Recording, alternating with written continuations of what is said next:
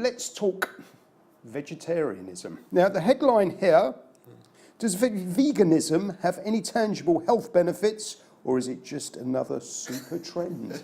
Yeah, it's really interesting. I think that let's take the counter effect. So we know that too much red meat makes you more prone to certain types of cancer, especially bowel cancer.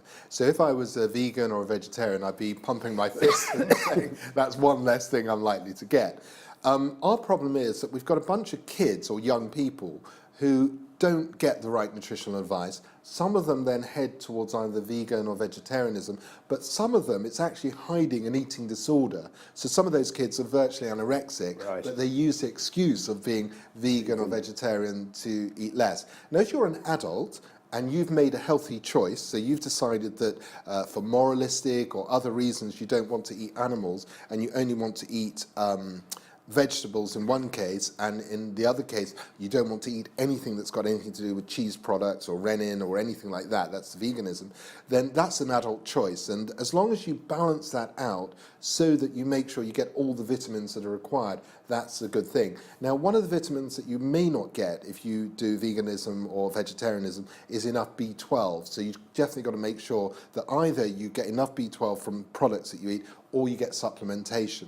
A few people get a type of anemia. They may be short in iron, because most of the iron we would normally get would be dark green leafy vegetables or, for example, red meat. So again, a vegetarian or a vegan needs to be careful about making sure they get enough content. So what's the optimum amount of red meat you should eat? Once a week?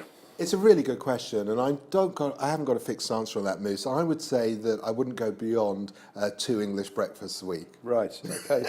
And what about fish? Yeah, fish is great. I mean, you also get people who don't even eat fish, so, and some people only like to eat fish, so they're the pescatarians.